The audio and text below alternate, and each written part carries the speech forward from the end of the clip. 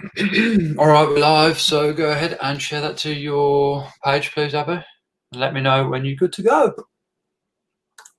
All right, I've posted it in our little forum. Lovely. Community forum, and I'm going to post it on my page as well.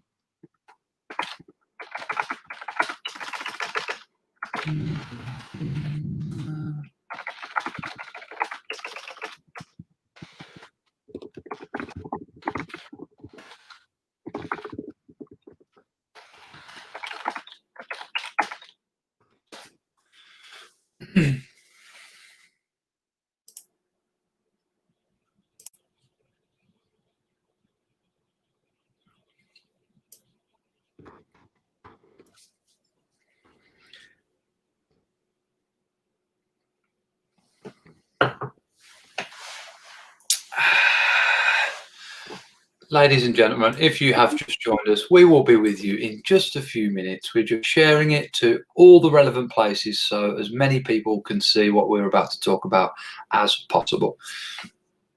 Let me know where you're watching from in the comments, because I can see everything you comment live, and I would love to know where in the world you're watching us from for episode 12 of the Hunger for the Hustle podcast.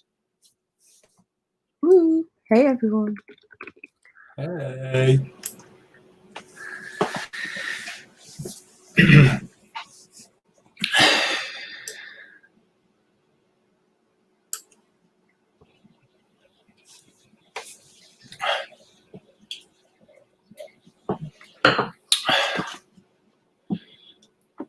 Oh.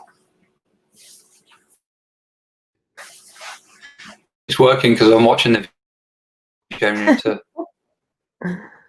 Hello, Kate from Brighton. Sunny Brighton. Brighton's always been sunny when I've been there. Not that many times. Sunny. Is that one of your friends? Yeah, Kate is amazing. I'll have to send you a podcast that she's featured in, actually. Oh, okay. Lucy. Lucy's one of my friends and also a director at PLEA. All right, so you good to go? Yeah, let me just close this. There we go.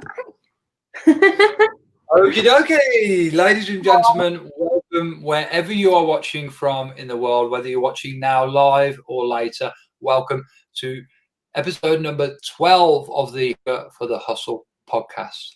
I am very thankful and grateful to be joined today by Abbey Hughes. Abbey is a long-time friend of mine. We go way back. I said, I'm pleased and grateful that she is here with me. Abbey is a lady who's not just passionate benefits of medicinal cannabis in the UK. She is making it happen. Proficient to change culture and service. I worked in the UK's National Health Service for over 10 years and then went on to transfer her expertise as a patient access consultant for the Drug Science Project 21, Europe's largest medicinal cannabis registry, evidencing safety, on right, efficacy. Yes, I got it. For cannabis, medicinal cannabis use. Abbey believes in cannabis being readily available to people suffering from chronic pain and mental health issues. Abbey, absolute pleasure to have you on. How are you today, my friend? Thanks for having me. It's really nice to be talking to you. It's been a while since we've seen each other, isn't it? Yeah, I'm good. I'm really good. I'm super stoked for you on episode 12 because we were going to do episode 2 just a couple of weeks ago, but then I can't say the little C word, but we had to postpone a bit, and now boom, we're on 12. That's amazing. So big up, you have got the hunger for the hustle. Can we not talk about why we couldn't do 2? You don't want to mention it? Yeah, no, I got coronavirus, didn't I? Coronavirus. One for the team. It seems, yeah. I live in Birmingham city centre, so it was inevitable that it was going to happen at some point. And yeah, I ended up with quite poorly, not horrendous, but yeah, it wasn't fun. But I'm over it now. I'm better. Say that again. in a weird way, I want to congratulate you, because you're actually the first person that I know that's had coronavirus. So Oh, cheers. that's kind of cool. Kind of cool. Cheers. Cheers. Cheers. Cheers. Yeah. Okay, Abby, so tell me, because like you said, it's been a while since we spoke, and I know you've been on this huge journey to making cannabis more accessible across the UK for people who need it. But tell us a little bit more about, and we talked about this just before we went live, actually, how you went from working in the NHS to doing what you are doing now. Well, it started probably 2 years ago now. I left the NHS. Ironically, I got made redundant because I was deemed too sick to work. And now I'm on cannabis medicines. I'm well enough to run my own community interest company. So that. So around 6 years ago, I met a group at a protest in London. I'd heard about cannabis being medicine. I'd been using it I'd been diagnosed with endometriosis, and I started using cannabis myself. And I saw a few groups sort of on the internet, on Facebook, doing a few things. So I went to London to go to a protest to say, look, cannabis is a medicine. This should be legalized. I sort of went discreetly because I was a manager in the NHS at the time. And I came across a group called United Patients Alliance, and I started sort of volunteering with them, helping them with bits of social media here and there, and going to events with them and telling my story of how actually I had started using cannabis to help my symptoms of pain, anxiety, even being able to eat and sleep, versus taking a lot of different pharmaceutical medicines. So that sort of went on, and we realized we needed to be working in a proper non-profit framework. We wanted to develop ourselves as a community interest company, and the only way to do that was to sort of rebrand and start again. So our management team have moved over to what is now PLEA, patient-led engagement for access, and we have established ourselves to challenge the inequalities in access. We managed to get cannabis rescheduled with the help of lots of different organisations across the UK, lots of different patients, parents of children with epilepsy. Lots of different people were involved, and through all these different avenues, in November 2018, cannabis became a Schedule 2 drug instead of Schedule 1. And that now means that cannabis can be a medicine. But what it also means is it's blocked from research as easily and things like that. Really, I didn't know that. Yeah, so this is why PLEA came about, to go, well, hang on a minute, you've rescheduled, you've done these things that lots of patients and carers and parents have asked for, but actually there's still no access. You've changed the law, but the access is still really limited. So we work with stakeholders, we collaborate with groups such as Drug Science, you mentioned in the intro. We're part of their Project 2021, which is to get 20,000 patients onto medicinal cannabis in the UK. And I was one of the first patients to actually get cannabis medicine. My jar's right here, actually. Yeah. It's literally comes in this form, and then you also go, this is the sort of the end of a bag, but you can see there's buds in here and things, and this goes in a vaporizer, and then is inhaled, and within minutes I get the effects of that, and that helps with my anxiety and my chronic pain. It's prescribed to me by a psychiatrist. So in this 6 years I've been in medicinal cannabis, I've gone from standing outside Parliament saying cannabis is medicine to being invited inside Parliament to share our stories about why cannabis is medicine and why and how it helps people, to now running at my own community interest company with a group of other patients and carers and supporters of medicinal cannabis. And actually we're already making waves. We're already doing loads of really exciting things as PLEA. So I'm really proud actually that we've gone through this motion, and now we've set up this professional organisation to say, look, you know, we might be patients, but we're professionals as well. We want access to medicine. We want a better quality of life. This isn't about, oh, we just all want to get high. We just want to get well. We just want to be better. And sort of we want to highlight the consequences, I guess, of them not doing that. People are getting sick. You know, I was made redundant from the NHS fortunately now I'm on something that really is helping me. It's reliable access. It gets delivered to my door. It's regulated. I know what's in it, and it's really helping me. I was also prescribed an oil before, which didn't help me. So I've learned, help of my doctor, I've had to pay a fee because it is a private prescription. But through Project 2021, medications are actually subsidised. So for my flour, for example, 30 grams of flour, that's just over 1 ounce of flour, is £150. And some patients need a gram a day, some might need 2. So some might pay 150 a month, some might have to pay 300 a month. And that's not accessible to some people.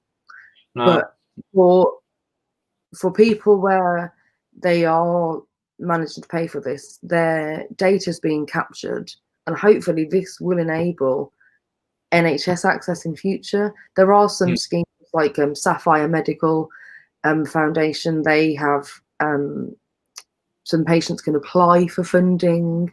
Project 2021 is doing like an assisted access scheme, which should launch probably early next year. I don't know because I'm not directly involved in that, but I'm hearing that there's an assisted access scheme that's going to be put out there to help patients to be able to meet the cost of their medication or consultations.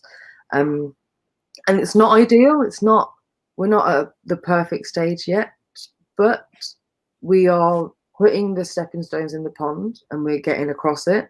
And it's up to people whether they want to step on those stones with us or they want to sort of place their own and get across the pond in their own way. That's okay, but we are doing it in our way. And if people want to wait for all those stones to be placed before they start exploring it, fine. But actually, by enabling ourselves to step forward and go, actually, yeah, I'm having to pay for it, but I've got my private prescription. I get PIP, personal independence payment, for my Ehlers-Danlos syndrome, POTS, and all these other symptoms that affect me. So I put my PIP money, it goes on my cannabis prescription, and I'm really fortunate that I'm in a position where I can do that.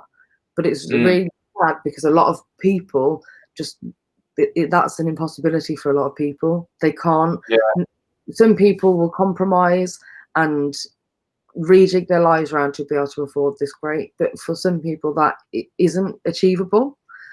So we're sort of challenging the inequalities there and saying, well, hang on, there's all these financial barriers and there's a stigma of using cannabis as a medicine. Everyone thinks, oh, you just want to get high. Well, I've just medicated before we've come on this chat, and that's what's enabled me to actually go, right, yeah, let's go. I'm not sitting here like, hey man, and totally saying, ready, this is it, let's go, I'm ready for the day now.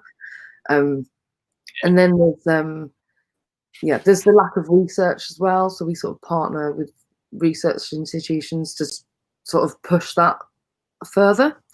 Project 2021 is capturing patient reported outcomes, so every sort of 3 months everything that's been discussed with your clinician has been put into the software that'll be anonymized, and then the data hopefully at the medical cannabis working group drug science run, we should start to see the early sets of data now. It's been about 3 months since the test patients were launched, so we should start to see things like that. We get invited to really exciting things, like there was a multi-criteria decision analysis on pain medication. So for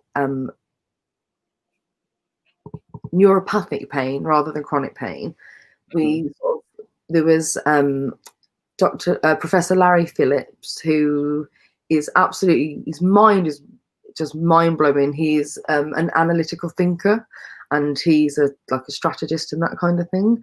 So we sort of sat down, and he introduced us to the UK maybe 40 odd years ago, I think, the MCDA model, and then he put that into healthcare. So he sort of plotted different medications for neuropathic pain, things like opiates, gabapentinoids, even down to like ibuprofen and things. And then we mapped out cannabis that had THC and CBD, just THC like dominant or CBD dominant. And the results of that should be out later this year. But what I can say is it was surprising to see how well cannabis fared, plotted out on this map. And this was people from all around the world, professionals from around the world, doctors from Canada, from Holland, other places, came and sat around a table pre-COVID. This was done last year. I'm sorry, it was in the beginning of this year.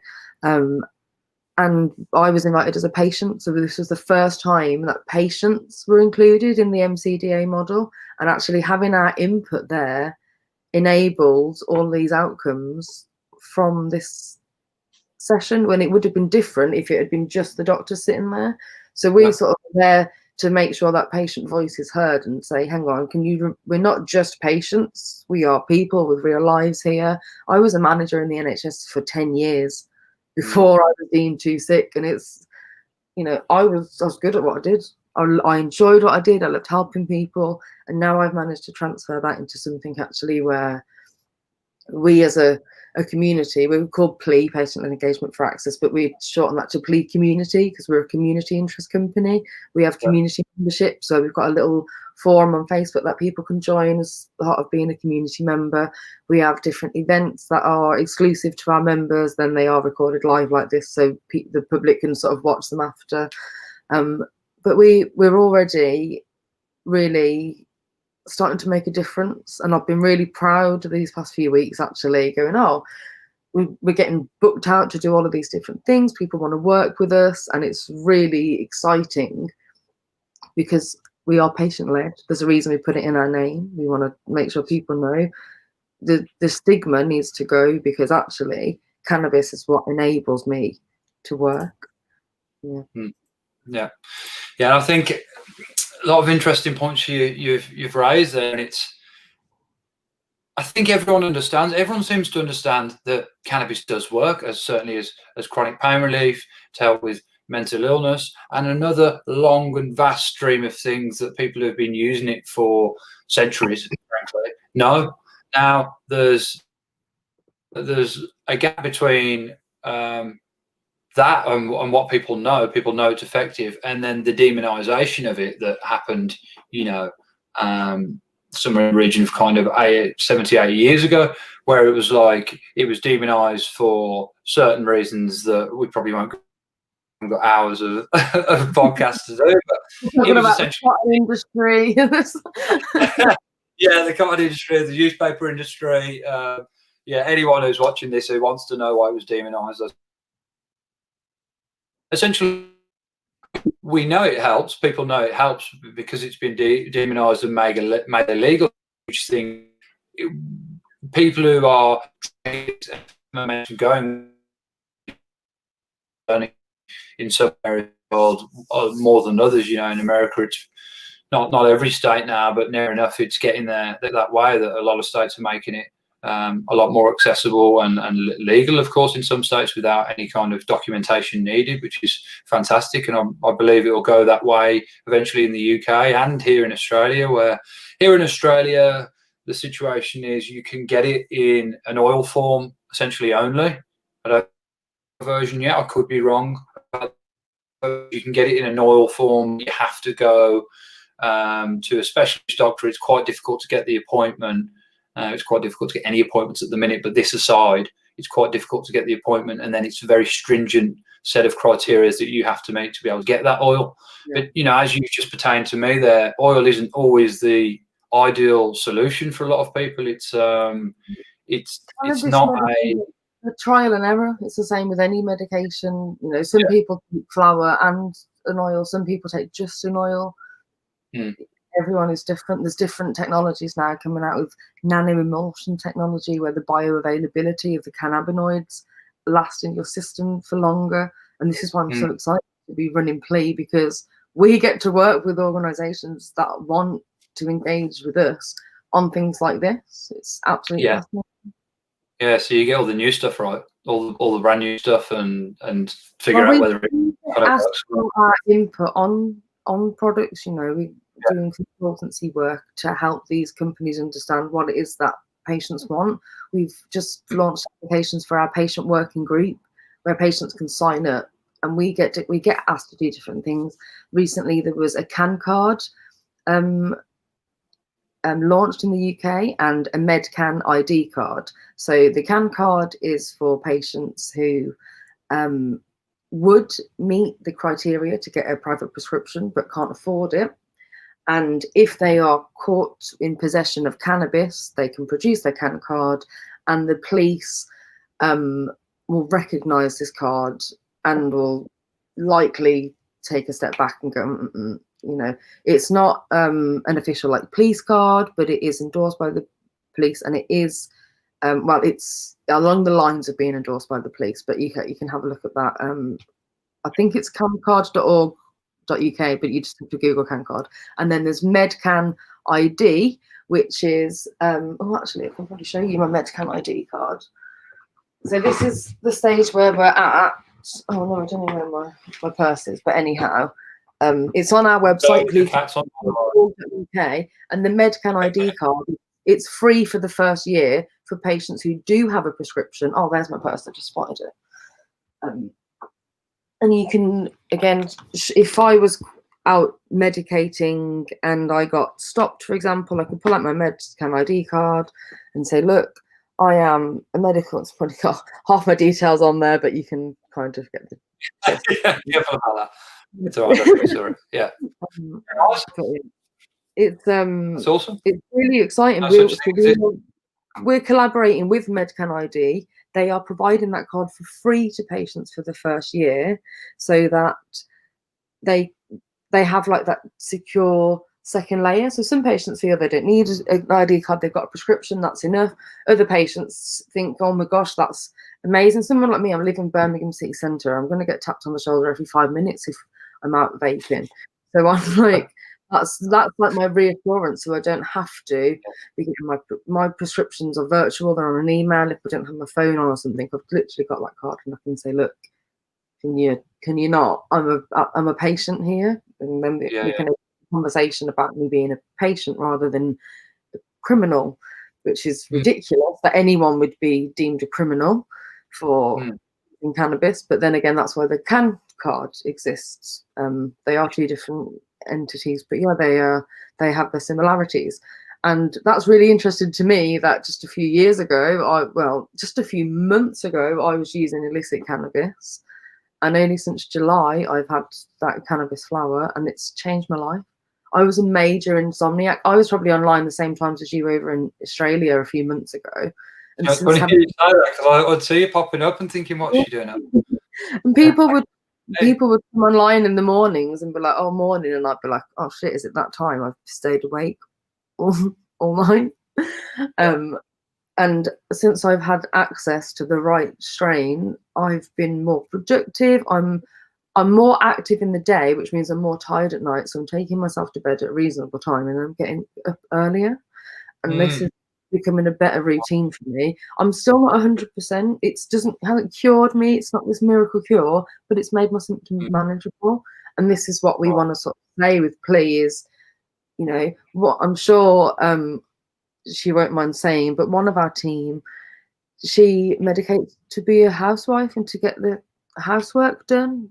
She has fibromyalgia and lives in chronic pain, and some days she's unable to get out of bed, and you know, things like showering are difficult, and other days the symptoms are so well managed by cannabis that none of that's a problem, and it's allowed that quality of life to just get on with things. Yeah, it's fantastic how it transforms most people's lives, and it's a shame that it is demonized in the way it is. Of course, it's not to me and you, and to many people our age, and it's not just an age thing at all. That's not how it is. It's really a kind of an education thing and an environmental thing as to why people think it's such a bad and a terrible thing. And it's you know, well, I guess when something's made illegal, it is then thought to be seen by society as something that should be stayed away from, and it's given a red flag. Alcohol prohibition, do they, when they're going, oh well, it's illegal? Booze is illegal, and that didn't work, did it? It really didn't work. And no, it didn't. And I think if you look at if you look at what happened there with alcohol, it's literally history repeating itself now with cannabis. Yeah, and I had a conversation. You know, you know Mim, you know my sister. She works in mental health. She's a hospital director now. I'm really proud of her. She's done absolutely amazing. Yeah, she's absolutely doing brilliantly, and she's doing all this stuff because she's got a really good attitude towards people with mental health and managed to make the services better for those people. But a few years back, she sort of said to me, "Oh, cannabis, why would you want that legalized? You know, look, think of my patients who use cannabis, and it's so bad for them." And I was like, well, yeah, think of them. If it was regulated, people knew what they were having, people had access to it in a safe environment, then it would be less dangerous to those people. And people who do have an issue with using cannabis would have access to help instead of being criminalized. Oh, okay, I get it now. And when she's seen me actually use it as a medication, it's not just, you know, at some point I think my family just thought I was like using it as an excuse. And it's like, actually, no, this enabled me to live. This is what gives me my quality of life. And now that's being recognized, like genuinely, really. Like every day that I do this, I'll do this for Nanny Carol till the end, because my nan used to use cannabis all day, every day. And looking back, I just remember how much it helped her. That's what she used to live. And we all have an endocannabinoid system. So when I worked in the NHS, I used to go, "Oh, Professor Oncologist, have you seen this study that this oncologist in America has done? It says about the endocannabinoid system and the tumor shrinking properties." And I would never say to anyone, "Cannabis cures cancer," not at all. But if it can help with aspects like one of the conditions that Project 2021 prescribes for is nausea in chemotherapy patients. It's starting to be recognised now by institutions and by clinicians that this is a medicine. So why don't we make access to it safe and available? You know, opioid crisis, there's the NICE have released guidelines on chronic pain saying basically you shouldn't be having opioids and just use paracetamol sort of thing, and really don't use anything, just use mindfulness and it's all in your head sort of thing. And just like, that's really insulting to a lot of people. It's been highly challenged actually. And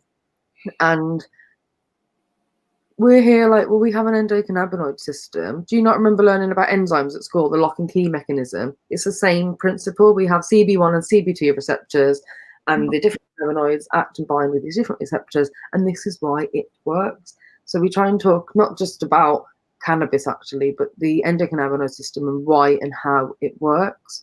And there'll be we have got coming up in November something really exciting for the just look out for the first week of November. In a couple of weeks we should have an announcement. Hopefully the beginning of October we should be able to. Maybe we could even get you back on when you can talk a little bit more about it. Yeah, that'll be awesome. Absolutely, because that sounds really exciting. Sabrina on the side here in the comments said, actually, I'll show this up here. I'm not sure if you'll be able to see it, but she says, mostly to make it legal. I guess she's talking about cannabis in the healthcare system. When I was working in cannabis research in the University of Michigan, so it seems to be. It happened. Yeah, I mean, I was in America. I'm not sure the last time you went there, but I was there in, let me just think, I'm looking over here because I've got pictures on the wall of when I was there. I think it was 2017, I would say. And there it seemed that it was kind of, I went to Oregon. I went to Oregon, California, Nevada, and I think that was it. But it was pretty much, it was readily available in all them states in a form that you could go to a shop and just buy it. It wasn't, because of course that's the problem, you know, as we'll get onto in a minute. But there's two main forms of cannabis when you look at it, which is indica and sativa, and then obviously it goes down into hybrids and lots of other strains. I'm sure you'll know probably a bit more than me about that. But science is saying now that indica and sativa is probably not the best way to be looking at cannabis, and that all these years maybe that hasn't been as helpful, because no matter whether it's indica or sativa, it's more to do with the THC and CBD contents, which is in the last sort of 6 months or so sort of blown my mind. So my medication, it's called the sativa, but actually it's a hybrid and it's an indica dominant strain, and I use it day and night, and it's sort of balancing in the middle, and it's like, yeah, this is what gets me to go, but it also I can have it before bed and it's okay for me. Yeah, Like, nice. Because the problem is, you know, when people are getting it illicitly, you know, when people are having to force to buy it illegally because they can't get it legally from pharmacy sources, essentially, you don't know what you're getting. It doesn't matter if, you know, you just don't know what you're getting. It's like it's a complete gamble. You know, you don't know if you're getting something that's really going to help you for what you need it for. For a long time, so I used cannabis knowing it was helping me in some aspects. In other aspects, I must have been having stuff that was keeping me awake all night, giving me insomnia, and then I would just get myself into these mad routines, like ADHD brain, woo, woo, woo, going, just can't switch off. And now I'm on this strain. It's like, whoa, and now I've got it's just here consistently for me. The first time I got it, there was a delay because you have to have an import license. The pharmacy has to have an import license for your prescription. So patients who first get sunflowers, there is a delay, but not always. It just seems to be with some products. But that is, as we go forward, those sorts of things are being highlighted, addressed. It's allowing us to go to the Home Office and say, hey, this is not right, I'm waiting as a patient, what's going on? And the more we highlight and address these things, the more that can be done about them eventually. So yeah, I guess PLEA are really lucky that we get to work with so many cool stakeholders and so many cool people that want to do the same thing. We just want to have a good quality of life, and that we're enabling ourselves to do that as patients. You know, we've given ourselves a job. We recognize the value in our own worth now. You know, volunteered for a long, long time doing this. I do not take a wage. I volunteer as well, but we still make money for our organisation. And we do that through different avenues. And we've done that by knowing and learning our worth. I got invited to a workshop on NHS reimbursement of medicinal cannabis, and it was set up by a producer of medicinal cannabis. And I got a message a few days before saying, oh, we're not going to pay participants. And I responded saying, okay, well, you've asked me to attend. I'm guessing that's because you think my knowledge and experience as a patient is going to benefit your organisation in getting your products on the NHS and getting it reimbursed. And if I'm going to be a benefit to you, you need to recognise the value that I recognise in myself. And actually, there is going to be a consultancy fee. If there is no budget for patient involvement, I'm afraid there is no patient involvement. And they were like, "Oh yeah, of course we'll pay your fee." So you're right. Yeah. And we were like, "Oh, it was that easy, cool." So now we are really working at, when these companies want our input and our knowledge, if they're going to do things anyway, we might as well have that patient input, and then we can invest any money that comes our way. This is partly a community interest company. Any money that comes your way just gets reinvested into other projects. So it's enabled us, like, to pay for our website and pay someone to do a logo design and things like that, so we can be professional. So yeah, it's fantastic. Tell me, how many people work at PLEA?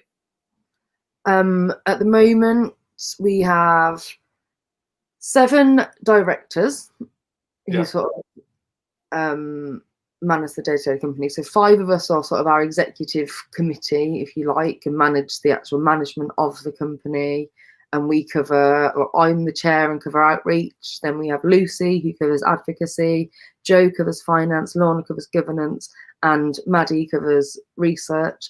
And then we have an amazing advisory board made up of a team of really cool people. We actually launched our advisory board a couple of weeks ago, and it's really exciting.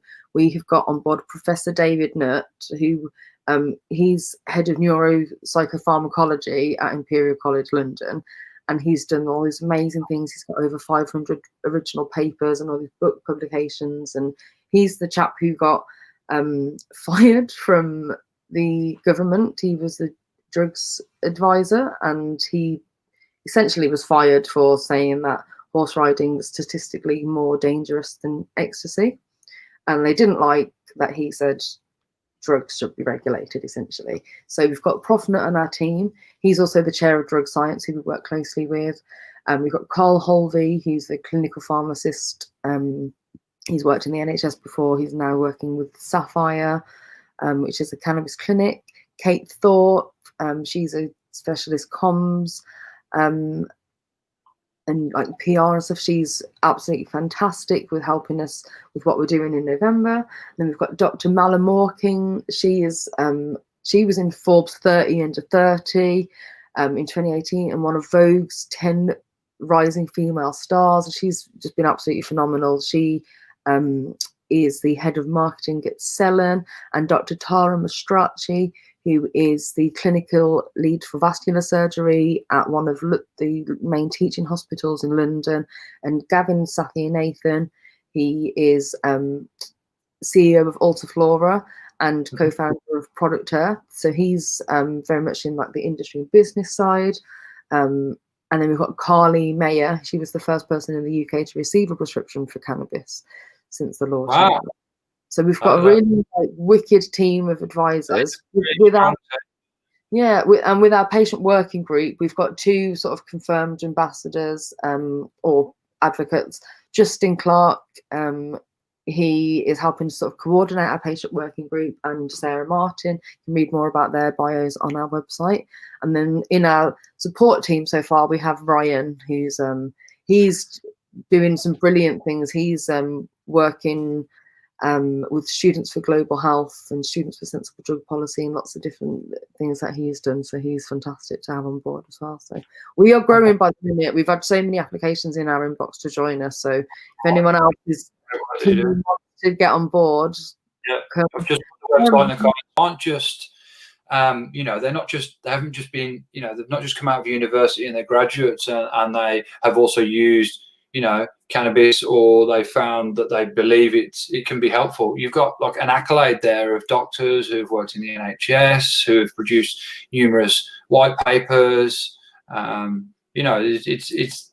It's really is like a collaborative team driven effort of people and that's what it takes to make things happen, isn't it? As I'm sure from being on this project, like once you surround yourself with the right people and you all have the same vision and you all have the same goal in your minds, and you work on it continually and hold it in your minds and refer back to it and then review and think, where are we on the way to a path of these goals? It comes from being a thought in your mind to being a physical reality. And I just wonder with efforts like yours, realistically, how close the UK is to becoming in a situation like it is, in the US, and it is in parts of Europe as well. Didn't you ever do like the dispensary model just yet? But I sort of envisage sort of maybe cannabinoid centers and things like that, because cannabis sits in a different place to like opioid medicine and gabapentinoids and things. I was prescribed a cocktail of medications, things like I was offered fentanyl patches. That's 50 times stronger than street heroin, and 2 of our team have been on that and had to withdraw from that. It's evil. Yeah, I've read about that stuff. Yeah, and then things like different types of morphine. Gabapentin was one of the things. Amitriptyline, dihydrocodone, tramadol, and I was expected to be running like the largest bone cancer centre in Europe on tramadol. Ironically, off my face on drugs, and I can't laugh because I was ill, I was sick, and my own.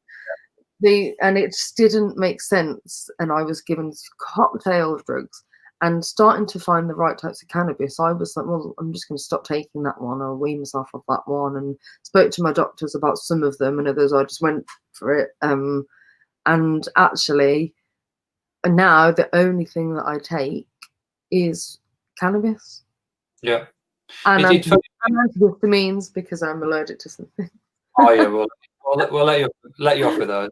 Yeah. I'm allergic. Well, I'm allergic to cats, actually. Cats and evergreen trees. So we've all got our thing, right? But I always like to think if I can't pronounce something properly, I'm not keen to put it in my body. And a large number of those drugs that you just listed off, you couldn't even begin to properly pronounce them, let alone spell them or write them down. And it's funny, isn't it? Because like you were just having them things thrown at you, right? And like you say, fentanyl, which for anyone watching, fentanyl is probably one of the most addictive, if not the most addictive prescription drug in the world.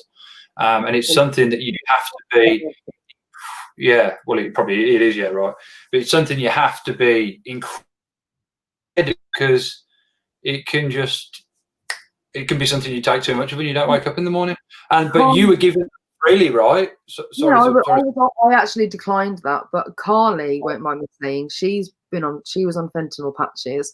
She's wrote a wicked blog. I also help run an awesome group called Plant Ed Collective, which is plant education, and that's like a female-led, kind of a bit firm. We microdose psilocybin and we talk about plant medicine. We recorded last night, actually, our latest 10-minute brew where we sit and have a chatter. We've done one about access to cannabis in lockdown and one about the Wim Hof method. So yeah, that should be coming out next week, our new 10-minute brew. But if you go on plantedcollective.co.uk, there's a good article that Carly's written about withdrawing from opiates and using cannabis to support that, and other things that you can do to support yourself. And if you are thinking of withdrawing from opiates and want to do that safely, I mean, always speak to your clinician about that because it can depend what other things you're on and such. But yeah, she's written sort of a supporting article for people that are going through that process, which is really helpful, actually. Yeah, I just put the Planted Collective, which sounds like another great thing you're a part of in the comments there for anyone who wants to check that out. Tell me about, and I don't know if I'm pronouncing it correctly, the Wim Hof method, because I keep hearing about it, but I don't know what it is. So Carly and Liz are more well versed in this. So Wim Hof is a chap who, through his own grief, actually found this breathing mechanism. He was going and taking himself and throwing himself in ice cold lakes to try and keep himself distracted from the grief of losing his wife, I believe it was. And eventually he found himself breathing in, letting go. And if you do this in out movement that he does in the right rhythm, look at it up, don't copy what I just did exactly.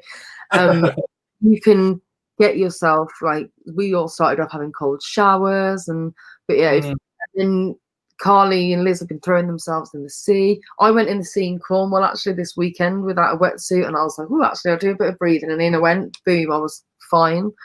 But it's really annoying. My shower, you turn it on cold, then after about 10 seconds it goes warm again. So I kind of cheat with mine, but the girls do theirs. Like, if you want to learn more about that, again, go on the Planted website, plantedcollective.co.uk, because we've got our 10-minute brews on there, and we talk a lot about the Wim Hof method.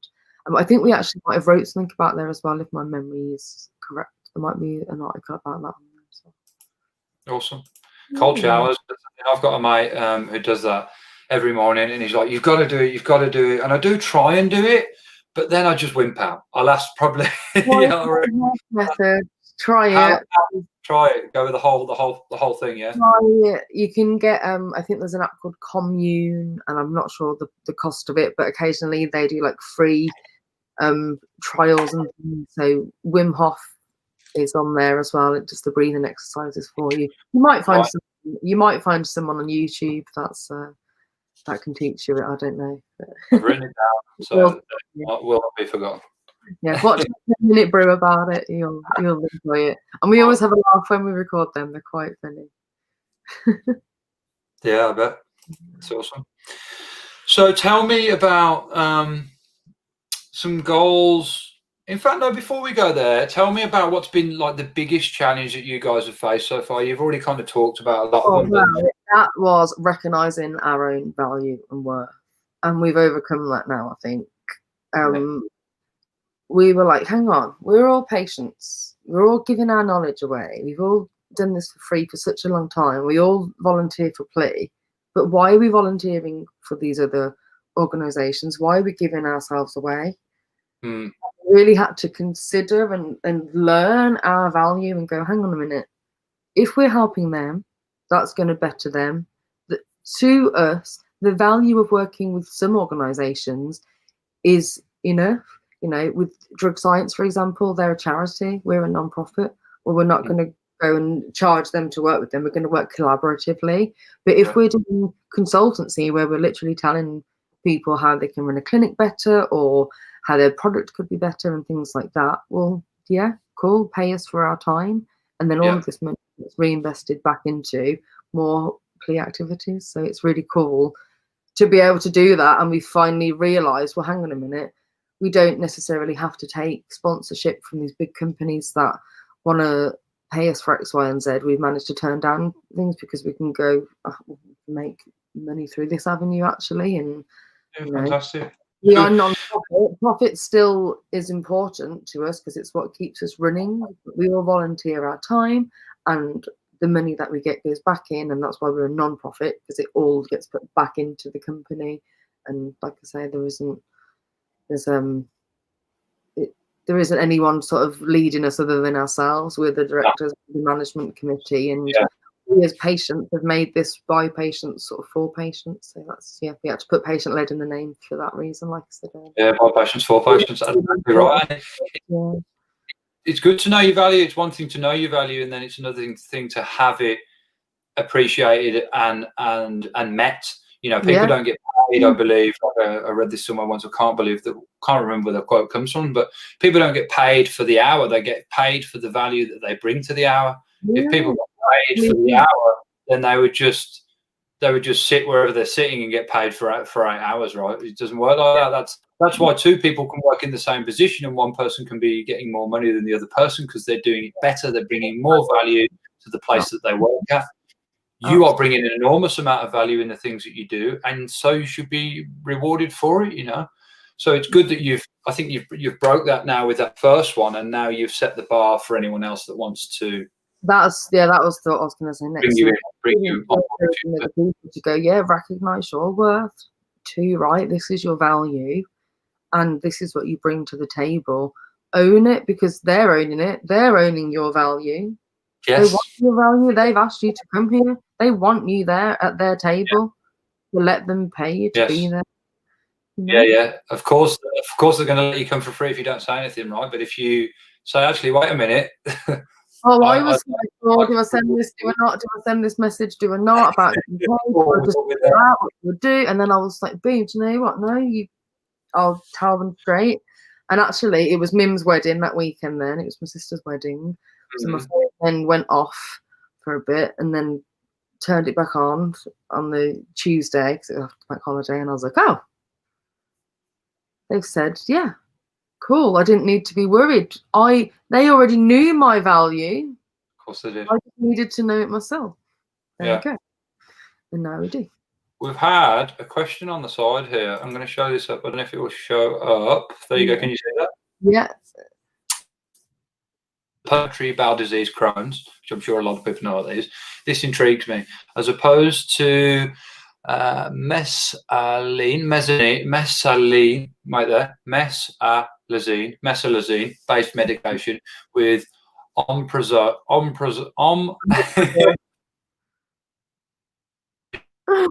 you want me to read this one? Low dose of immunosuppression and a low dose of, you read that one? Amitriptyline. For sleep, yoga, meditation, and shadow work are all health and well-being choices. Pranayama exercise, i.e. breathing techniques, can be soothing. Emily, I am so sorry for pronouncing that so badly, but I completely understand what you're saying, and I'm sure Abby does. For effort.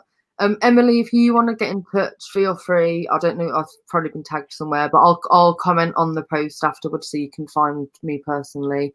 And you're more than welcome to get in touch. We have a few patients with IBD sort of talking and understanding about this, and I have gut dysmotility. I was thought to have IBS and other things like that, but it turns out it's gut dysmotility due to EDS, and actually cannabis is the only thing that enables me to eat.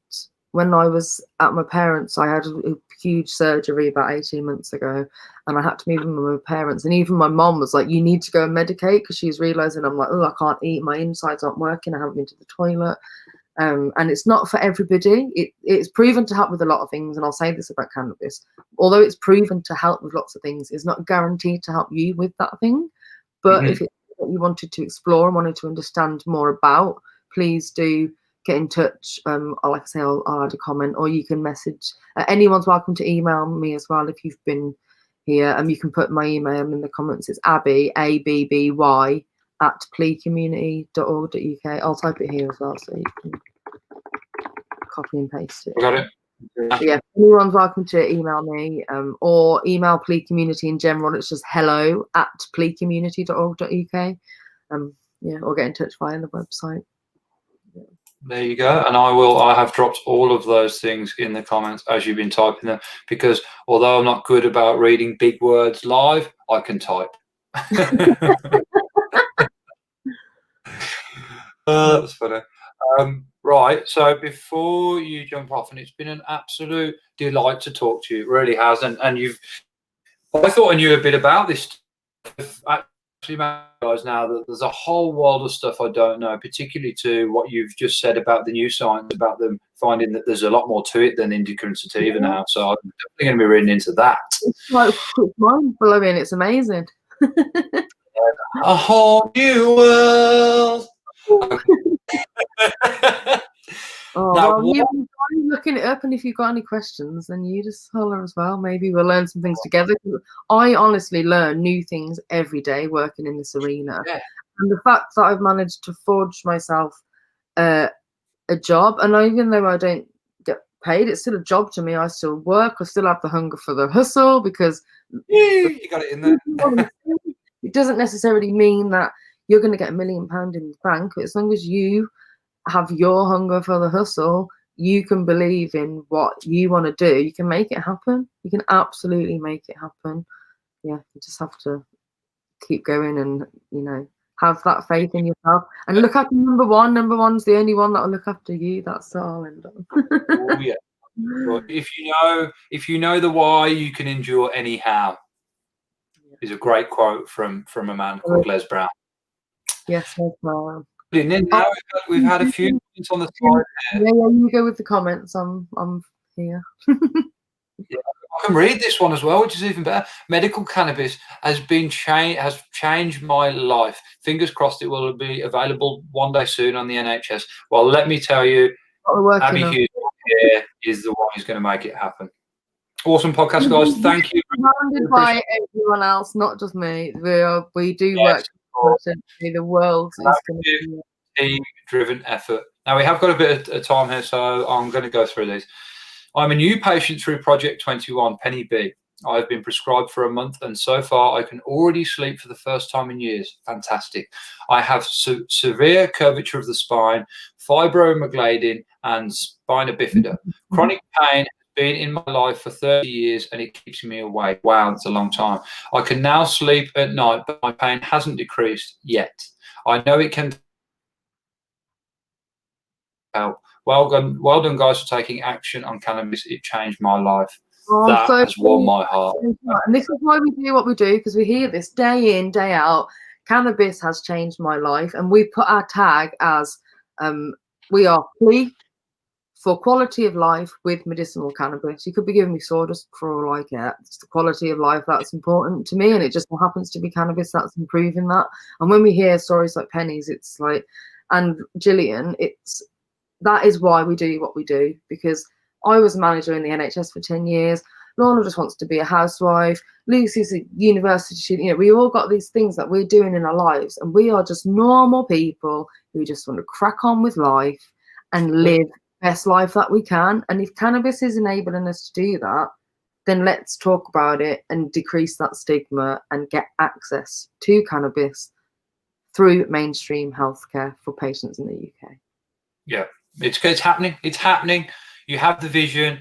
You've got your team. You're working towards it. It's the kind of thing. It is. It is. It is the hustle, and it's really interesting because it's not the hustling, and it can be a vast variety of things. I define hustle to be not liking the circumstances you have, so creating your own, and that's essentially what you lot are doing as a team. There, it's not a hustle as opposed to the money making objective. It's not a hustle as opposed to starting or having a business or circumstances you see. So working towards create some different ones. Yeah, It's yeah. the whole bit in a different spin. Now, before you go, Abby, I would like you to give me a couple of tips that you would give to anyone who wants to start Okay. a CIC is a good one, I think. Yeah. Firstly, believe in yourself. If you're there going, oh, I'm not sure, is it a good idea? Is it not? Do you know what? Go for it. There's one way to find out. There's one way to find out. Crack on with it. Have a plan with your team and support your team. Your team should be your mates. I'm not on about, oh, you all go for dinner at the end of the day. You should be able to be open and trust each other. And working with the team is the most important and precious thing that you can do, and don't take it for granted. We all have our ups and downs. We're all, we all have our different ways of working, but by working collaboratively, that, don't be afraid to work with others. Some people really worry about working with other people and want to keep it to themselves. But if you feel like you need some more help, then go, don't try and do it by yourself, because you'll end up burning out. If I'm not, some people can do things on their own, wicked, go for it. But if you feel like you want a team around you, share that vision and that passion. That will just reflect back on you, and your vision and passion will grow bigger and greater. And thirdly, I would say have a set of values. If you're going to be a community interest company, have a set of values, live by them, and only work with other people that meet your values. You know your values, you know your worth, you know your morals. Ensure that people you're working with adhere to those too. But on the flip side to that, there's lots of companies out there that might not meet your value. But if you can help them to understand that and why that's important, they might start to have better values themselves. And that's what I love about PLEA. We've got a really strong set of values, and we've actually instilled some of those values with other organisations who perhaps wouldn't have had such strong values themselves otherwise. Yeah, also working. I would just like to add to the first bit you said about doing stuff on your own and then doing stuff as part of a team. I've had many companies over the years, and I've got a few different ones that I run and own now. And there was a time when I did try and do it all myself. I really had to because of finances. When you start out, sometimes you have to.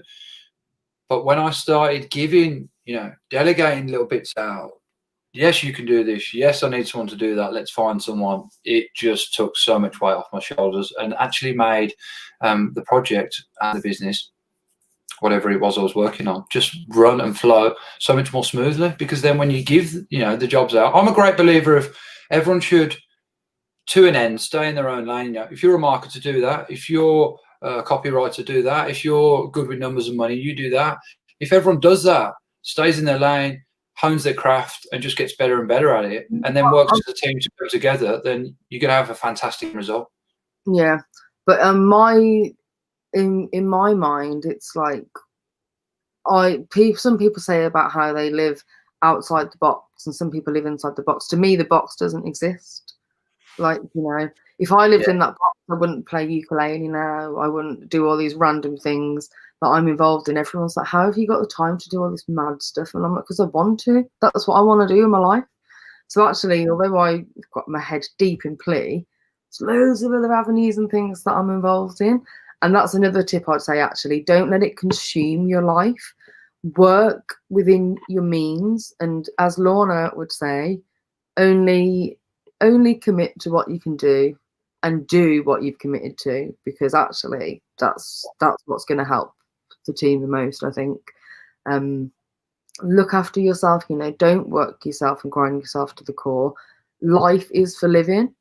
and I've made PLEA my life, but actually I know when to step away from it. I've had a weekend away this weekend that's made me reflect and go, actually, you know, it's caused a few things that, you know, I said to my partner actually that we'd be done about 11:15, and he laughed in GMT time, and he laughed and he was like, what, tonight? Because he knows that when I love something and I'm involved in it, I want to crack on, and it's already 12:25, so we knew that we were going to go on longer than we should have. We already did an hour, wicked. But that's because I love it and I'm passionate about it and I'm driven by it. It's what I want to do with my time. I'm doing something that I want to do with my time. And that's really, you know, that's the crux of it. You can build, if you can build your own role into something that you really enjoy, then go for it. Do it. Yeah, let me tell you, as a long-time friend of yours, it genuinely warms my heart, Abbey, to know that you have found what you are passionate in, and you're following it and you're using that passion to now help others.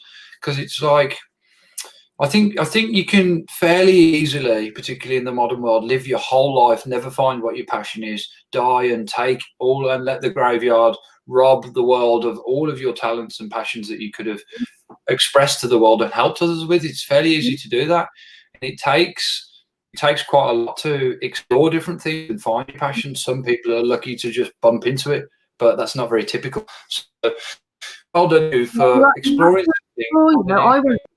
Not last year, the year before, I was doing improv comedy before my legs got too mangled and I remember that.